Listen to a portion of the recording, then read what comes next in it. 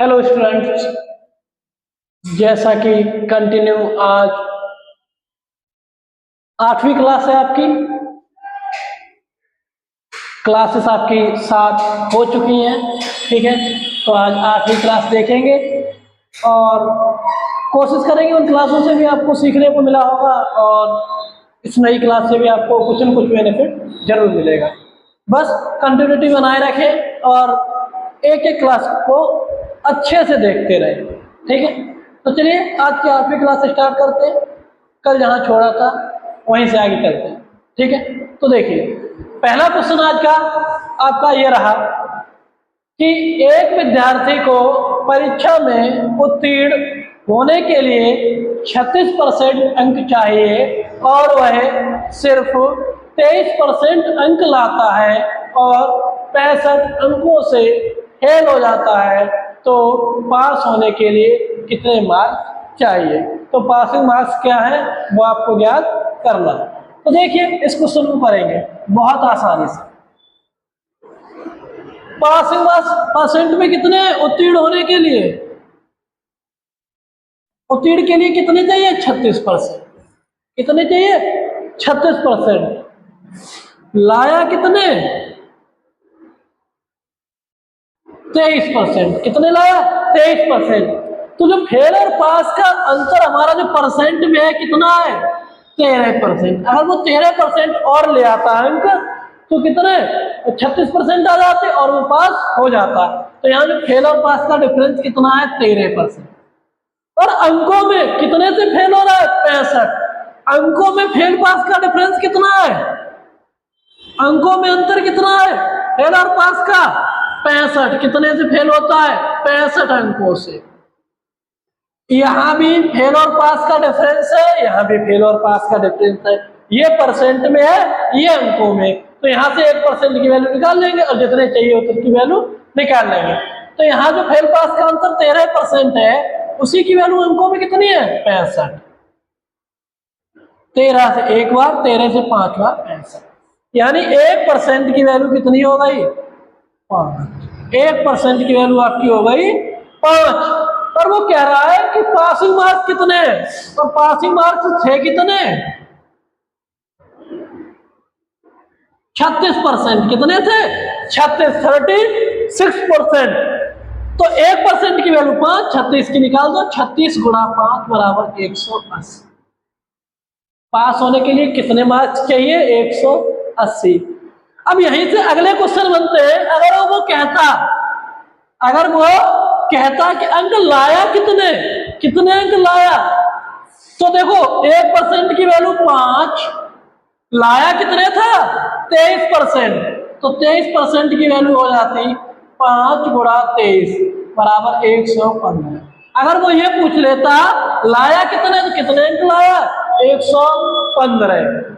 वो अगर ये पूछ लेता टोटल मार्क्स कितने, पूर्णांक कितना है उसका, तो फिर टोटल कितना होता है? हमेशा पूर्णांक कितना होगा? 100%। कितना होगा? 100%। तो 1% की वैल्यू 5 है अगर, तो 100% की आपकी वैल्यू हो जाएगी 500। अगर वो पूर्णांक पूछे तो 500, कितने अंक लाया? 115। Passing marks 180। इससे बाहर कोई भी क्वेश्चन नहीं बनेगा। इतने ही पॉइंट पूछ सकता है एग्जामिनर, ठीक है। उम्मीद है समझ में आया होगा, ठीक है। कर लो, यही आपका आंसर, ठीक है। तो देखिए, आज का आपका अगला क्वेश्चन ये है कि एक छात्र ने 25% अंक प्राप्त किए और 30 अंकों से फेल हो गया, जबकि दूसरे छात्र ने 35% अंक प्राप्त किए और 40 अंकों से पास हो गया। कितने से? 40 से पास हो गया। तो पास होने के लिए आवश्यक अंक बताइए। तो पहले छात्र ने कितने प्राप्त किए? 25% प्राप्त किए और कितने और चाहिए इसे? 30 अंक और चाहिए। कितने और चाहिए? 30 अंक और चाहिए पास होने के लिए। दूसरे की बात करें, 35% अंक प्राप्त किए और 40 से पास हो गया, यानी 35% अंक किसने प्राप्त किए, दूसरे ने। 40 से पास हो गया, यानी 40 कम आते तब भी पास हो जाता। अब जब एक ही एग्जाम है आपका, एक ही परसेंट है, तो फिर क्या है, दोनों के पासिंग मार्क्स सेम होंगे। पासिंग मार्क्स दोनों बच्चों के कैसे होंगे, सेम होंगे। तो यानी अगर ये 25% में 30 अंक और लाता तो ये पास हो जाता। ये पहले के लिए पासिंग अंक हो गए। बराबर दूसरा वाला 35% लाया है, अगर ये 40 कम लाता तब भी पास हो जाता। ये भी आपके पासिंग मार्क्स है, ये भी, और दोनों पासिंग मार्क्स कैसे होंगे, सेम। कैसे होंगे, सेम। जब दोनों पासिंग मार्क्स सेम है तो क्या करो, यहीं से कर दो कंपैरिजन। तो ये 25% है, उधर भेज दो, 40 को इधर ले आओ, तो 25% उधर जाके प्लस का माइनस का हो जाएगा, 40 इधर आके प्लस का। तो 30 प्लस 40 बराबर 35% और 25% उधर जाके माइनस। 30 और 40 आपके हो गए 70, और 35 माइनस 25 आपके हो गए 10। 10%, 10% की वैल्यू हो गई 70। 1% की वैल्यू हो गई आपकी 7। 1% की वैल्यू हो गई 7। अब पूछा है passing marks. Passing marks, passing marks आपके कितने हैं, 25% में 30 जोड़ दो। 25% में 30 जोड़, तो 25 गुणा 7। 1% की वैल्यू कितनी आई, 7 प्लस 30। 25 का गुणा 7 में 175 प्लस 30, 170 और 30 200, मतलब 205। पासिंग मार्क्स कितने हैं, 200। अब तुमने इससे निकाल लिया, अब इससे जाओ, जब दोनों पासिंग सेम है तो इससे भी निकाल सकते हो। तो अगर सेकंड कंडीशन से आप देखोगे तो 35% में से कितना, 40 कम कर दो, तो 35% माइनस 40, तो 35 गुणा 7 माइनस 40। 7 पंजे 35, 3 7 या 21 होती, 24 माइनस 40, 245 में से 40 205। तो यानी वैल्यू चाहे परसेंट की इसमें रख दो या इसमें रख दो, दोनों से हमारे पास मार्क्स कैसे आएंगे, सेम। अगर वो कहता है टोटल पूर्णांक कितना है, तो 1% की वैल्यू 7, 100 की कितनी हो जाती, 700, 700 हो जाती। अब लाए कितने अंक है, ये 175 लाया है, और ये कितना लाया है, 245। यानी कुछ भी पूछा आप निकाल सकते हो। ठीक है, तो आप कर लीजिए, यही रहा आपका आंसर।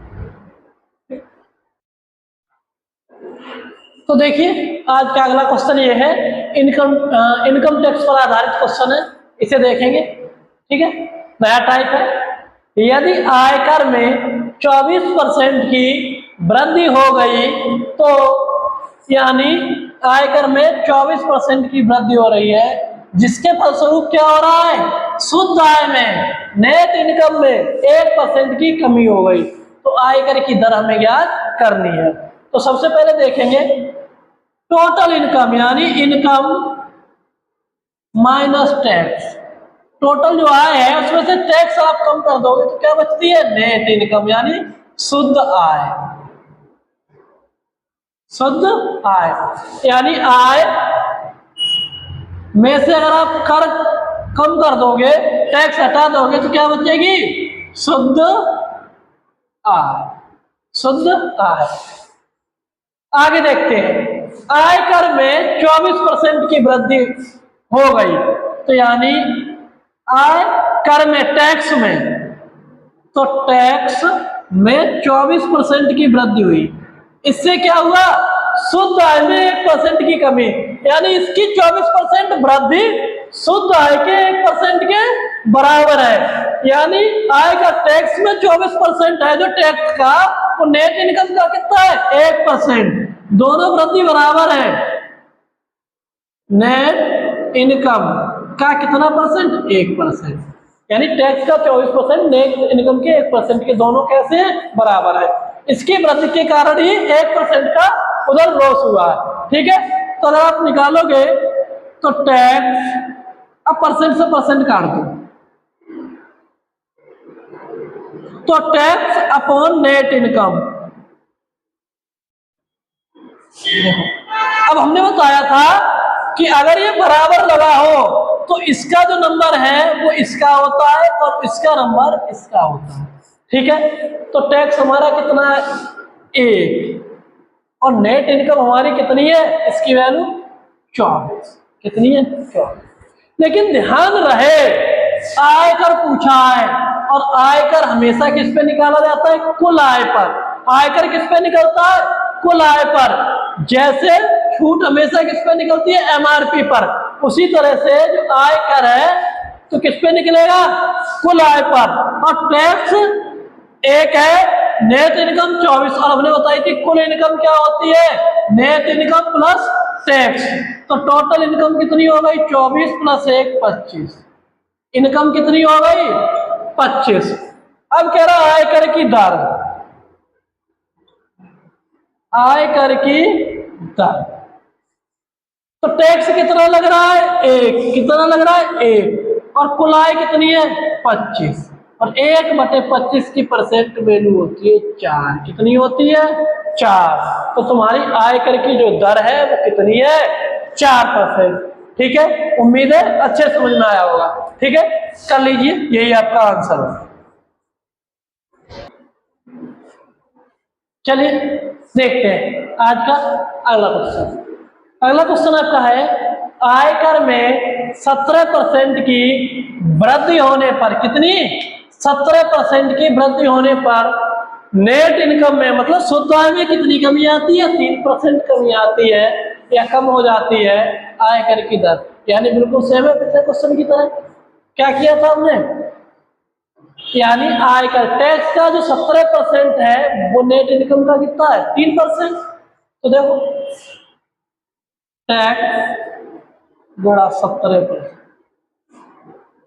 नेट इनकम का 3% बराबर, परसेंट से परसेंट कट।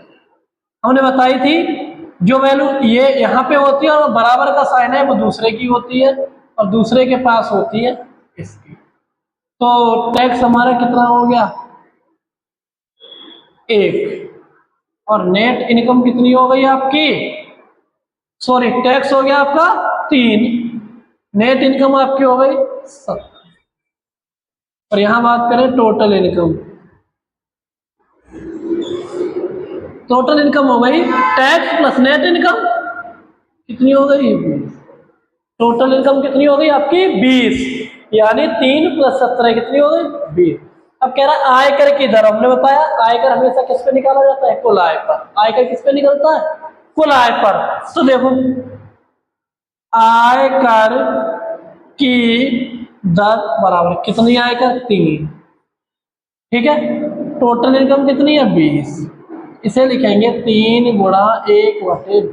चाहे तो 100 का गुणा कर दो या फिर अलग अलग करके लिख लो, 3 × 1/20, 3 × 1/20 की परसेंट वैल्यू होती है 5%, कितनी होती है 5%। तो आपका 3 × 5 कितना हो गया 15%, यानी आपकी जो आयकर की दर आई कितनी आई 15% आई है, कितनी आई है 15%।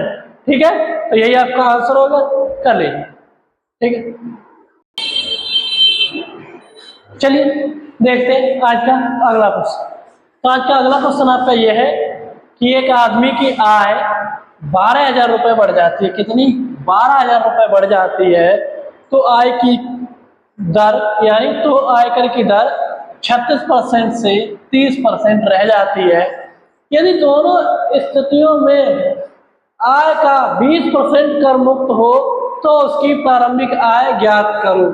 और एक शायद छूट गया है क्वेश्चन में एक लाइन, और वो भी लिख लो, और दोनों स्थितियों में समान आयकर चुकाता। ये लाइन छूट गई थी, लिख लो, नहीं तो इससे कंपैरिजन ही नहीं कर पाओगे। और दोनों स्थितियों में कैसा समान आयकर चुकाता। अब आय का 20% कर मुक्त है, अब दोनों कंडीशन में कर मुक्त है, कितने दोनों कंडीशन में, दोनों स्थितियों में, तो इसका कोई रोल नहीं है। जब दोनों स्थितियों में 20% से 20% कट जाएगा, ठीक है, तो इसे छोड़ दो। ये सिर्फ देखने के लिए लिखा गया है, भ्रमित करने के लिए, इसका कोई यूज नहीं। ठीक है, अब बात करते हैं आदमी की आय 12,000 बढ़ जाती है, आयकर की दर 36 से 30 रह जाती है। और दोनों स्थितियों में आयकर कैसा है, समान है। तो मान लो माना आदमी की आय बराबर एक्स, कितनी है, एक्स रुपए। अब वो कह रहा है 36 से 30 रह जाती है, फिर भी आयकर कैसा है, सेम है, समान चुकाता है। तो जो पहले एक्स था उस पे कितना लग रहा था, 36%। कितना लग रहा था, 36%। ये भी आपका आयकर था, नया आयकर कितना हो गया, कितनी बढ़ गई, 12,000। तो अब हो गई एक्स प्लस 12,000, कितनी हो गई, एक्स प्लस 12,000। ठीक है, अब एक्स प्लस 12,000, अब कितना लग रहा है, 30%। कितना लग रहा है, 30%। जबकि हमारा क्वेश्चन कह रहा है दोनों स्थितियों में समान आयकर चुकाता है, तो यानी ये भी टैक्स है और ये भी टैक्स है। ये फर्स्ट कंडीशन का है, ये सेकंड कंडीशन का, और दोनों टैक्स कैसे हैं, सेम। जब दोनों टैक्स सेम है तो फिर बराबर कर दिया। अब यहां से एक्स की वैल्यू हम निकाल लेंगे। तो देखिए आगे क्या करें, परसेंट से परसेंट कैंसिल, 6 से काट दो 6 बार, 6 से काट दो 5 बार, 6 से 6 बार, 6 से 5 बार। 6 का इधर गुणा करोगे 6x बराबर 5 का इधर करोगे 5 का x में 5x प्लस 5 का 12,000 में 12 पंजे 60, 1 2 3 60। ठीक है, 5x को एक तरफ कर लो, इसे एक तरफ छोड़ दो, 5x इधर आके माइनस के हो जाएंगे, तो 6x माइनस 5x बराबर 60,000। कितने, 60,000। 6x माइनस 5x क्या बचा, x, और x कितनी हो गई, 60,000। और ध्यान दो x ही हमने पहले आय मानी थी, कितनी मानी थी आदमी की आय, x, और ये प्रारंभिक आय, तो आदमी की प्रारंभिक आय कितनी हो गई, 60,000। अब अगर वो ये पूछ ले तो नई आय कितनी है, नई आय, अगर क्वेश्चन पूछ ले नई आय कितनी है, तो पहले कितनी थी 60,000, बड़ी कितनी 12,000, और 60 और 12 कितने 72, 72। तो नई आय कितनी हो गई इसकी 72,000। तो अगर ये पूछे पुरानी आय तो ये, नई तो ये। ठीक है, तो यही आपका आंसर है, ये पूछा था तो ये लगा देना, ठीक, 60,000। तो देखिए आज का हमारा अगला क्वेश्चन ये है, एक व्यक्ति 57,600 रुपए कमाता है और 24% टैक्स देता है। जब उसकी आय बढ़ जाती है, जब उसकी आय बढ़ जाती है तो वह 20% टैक्स देता है। कितना देता है, 20%। यदि दोनों स्थितियों में वह समान आयकर चुकाता है तो उसकी बढ़ी हुई आय याद कीजिए। तो उसकी क्या करना है, बढ़ी हुई आय हमें याद करना। तो आइए देखते हैं। तो माना बढ़ी हुई आय एक्स रुपए, कितने रुपए, एक्स रुपए मान लो बढ़ गए। ठीक है, अब एक्स पे आयकर कितना, अब 20% दे रहा है, तो बढ़े हुए पे आयकर यानी एक्स का जो 20% है किसके इक्वल होगा। अच्छा 20% इस पे तो 24 लग ही रहा था, इस पे तो 24% लग ही रहा था। अब जो बढ़ी हुई है एक्स, उस पर कितना ज्यादा लगेगा, 4%। कितना लगेगा ज्यादा, 4%। 57,600 कितना, 4%। तो यानी 57,600 का 4, यानी इधर जो बढ़ी हुई आय है, मान लो बढ़ी हुई आय है, तो उस पे क्या है, बढ़ी आय का जो 20% और देना पड़ेगा। जब 20% पहले 57,600 पे तो 20 जा ही रहा था, यानी 57,600 पर ऐसे हम कर लेंगे, 57,600 पर जो कितना जा रहा था पहले, 24% जा रहा था, तो ऐसे लिख लो 20% प्लस 4%। कितना जा रहा था 57,600 पर, 24। तो अगर हम 20% केवल बढ़ी पर कंपैरिजन करें तो 57,600 पे 20% जा ही रहा था। अब बढ़ी हुई आय कितनी है, उस पर 20% और जाएगा, 20% और जाएगा। इधर की बात करें तो 57,600 पर 20% तो हो ही चुका है, अब बचा कितना है, 4%। यानी 57,600 का जो 4% बचा हुआ है वही बढ़ी आय का कितना है, 20%। बढ़ी आय का कितना है, 20%। तो x का जो 20% बड़ी आय का है वो हमारी पुरानी आय के जो 4% एक्स्ट्रा था उसके बराबर हो गया। ठीक है, तो परसेंट से परसेंट काट देंगे, 4 से 1 बार, 4 से ये 5 बार, 4 से 5 बार। देखेंगे 5 का x में गुणा करेंगे 5x, 57,600 का 1 में करेंगे 57, 600, 5 एकम 5, 5 एकम 5, 2 पचम 25, 1 5 दूनी 10, 11 520, 5 एकम 5, 5 एकम 5, 2 26 पचम 25, 5 दूनी 10, x बराबर 11। यानी उस आदमी की बढ़ी हुई आय कितनी है? 11,520, 11,520। दोबारा समझ लें, अगर ये समझने में कंफ्यूजन हुआ हो तो दूसरे तरीके से देख लें कि 57,600 को हमने ऐसे लिख लिया, 57,600 पर 24 जा रहा है, 20% प्लस 20% प्लस 4%, वो हमारा इक्वल है 57,600 के कितने पे? 20%, नहीं 57,600 प्लस एक्स बढ़ गई है ना, इसके कितने परसेंट के इक्वल है? 20%। इस पे 20%, तो हमारा मतलब ये है जब अंदर मल्टीप्लाई करेंगे तो 57,600 गुणा 20% प्लस 57,600 गुणा 4%, ठीक है, बराबर 57,600 गुणा 20% प्लस x गुणा 20%। और ये 57,600 का जो 20% है, यहां भी 57,600 का 20% है, ये हमने हटा दिया पहले ही, ये क्या है? कॉमन था। तो हमारा 57,600 का जो बढ़ा हुआ है 4%, जो परसेंट वैल्यू जो कम हुई है, 57,600 का उतना बचा था, और जो x बड़ी आय है उसका 20%, यही हमने क्या कर दिया, ऊपर पहले से ये जो कॉमन था 57,600 का 20%, इसे हमने हटा दिया, बड़ी आय का 20% जो है वो इधर 4% एक्स्ट्रा दे रहे थे कुल आय का, वो दोनों इक्वल है क्योंकि आयकर दोनों समान है, इसीलिए। ठीक है, तो नहीं समझ में आ रहा है तो बिल्कुल बेस से ये वाला देख लो और आके वहीं पे कट जाएगा और यही तुम्हारा निकल के आएगा बराबर जो हमने कहा यहाँ लिखा है। तो ठीक है, यही आपका आंसर हो गया। तो देखिए आज का आपका अगला क्वेश्चन ये है,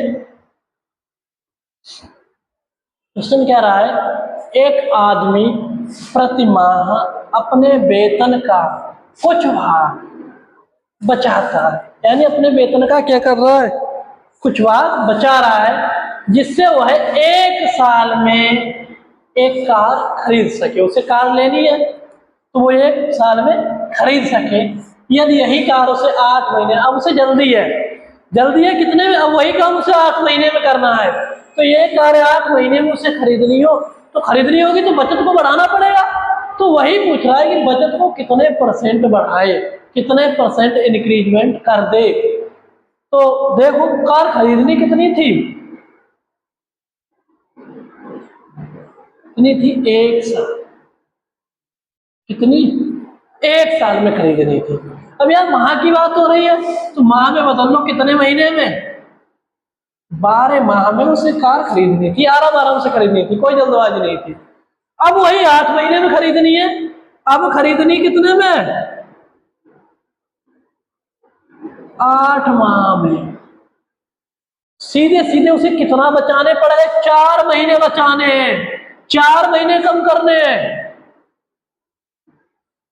लेकिन सबसे समझने वाली बात है कि 4 महीने 1 साल पे नहीं बचाने हैं, यानी 12 महीने में 4 महीने नहीं बचाने हैं, जो 4 महीने की बचत करनी है 8 महीने में ही, क्योंकि अब खरीदनी तो 8 महीने में है, तो जो बचत बढ़ानी है 8 महीने तक ही तो बढ़ा सकते हो, जब 1 साल में जाओगे ही नहीं तो 1 साल से मतलब क्या है।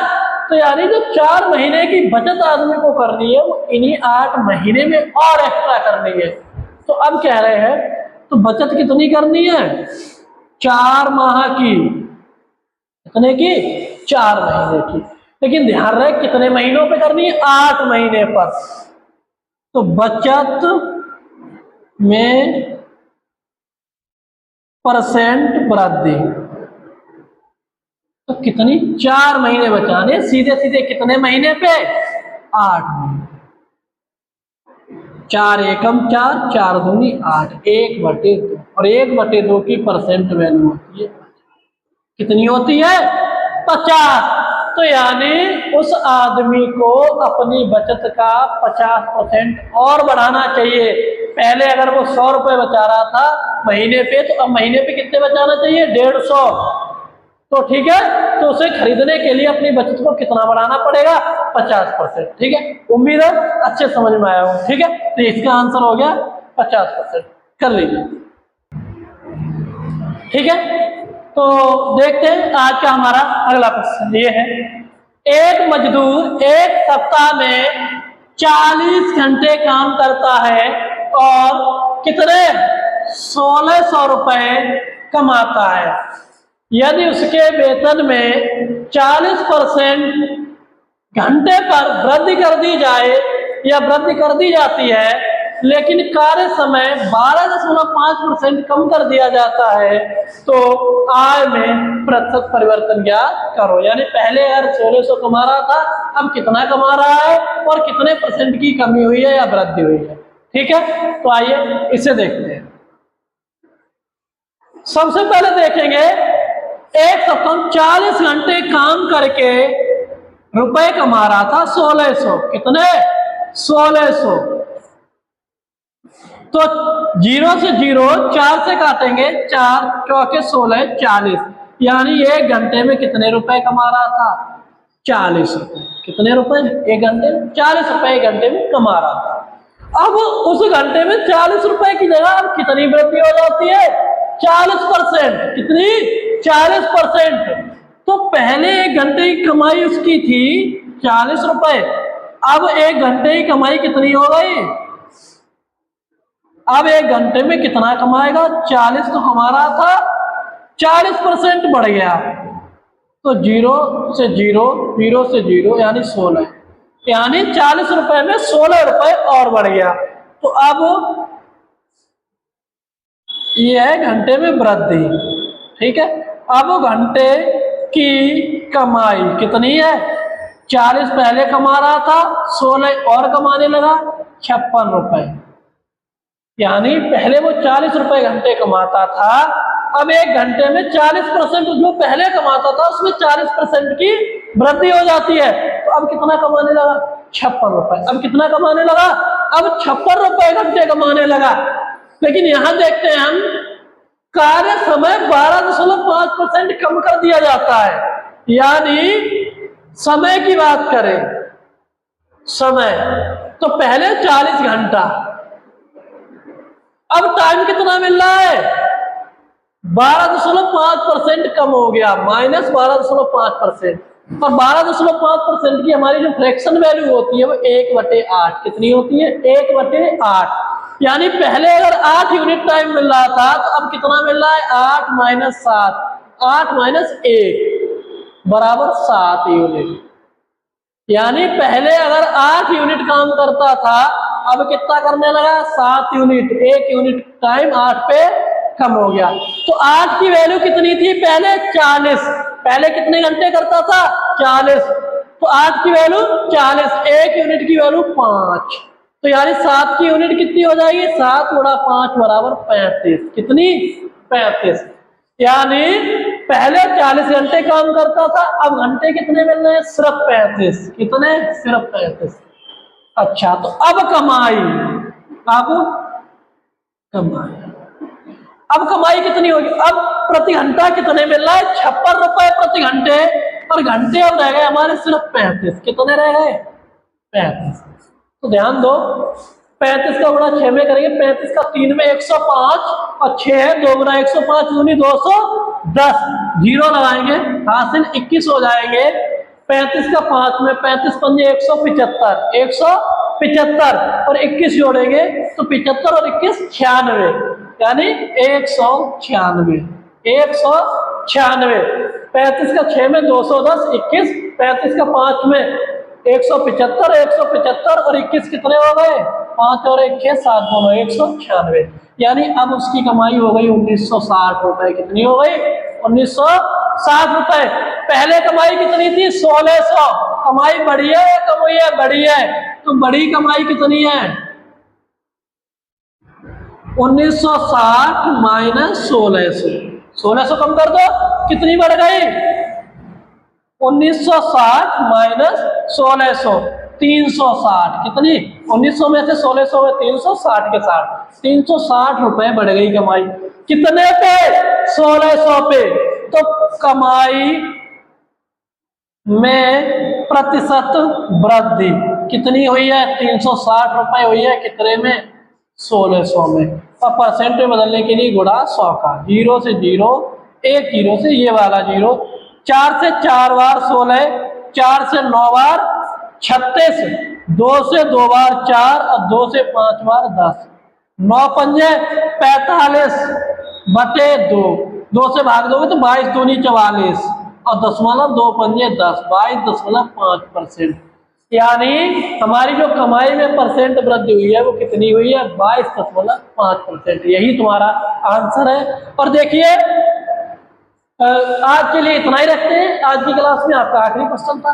कल चलेंगे इलेक्शन टाइप क्वेश्चनों पे। धीरे धीरे एक एक टॉपिक, एक एक टाइप आपका खत्म होता जाएगा। सीरीज से चलेंगे और सब कुछ सीखने को मिलेगा। चैप्टर आपका जो परसेंट है उसमें से कोई भी टॉपिक ऐसा नहीं छूटेगा जो आपको नहीं पढ़ाया जाएगा। लेकिन आप क्रम से, सीरीज से कंटिन्यूटी बनाए रखें, अच्छे से मेहनत करते रहे और अच्छे से पढ़ते रहे। ठीक है? Okay, thank you.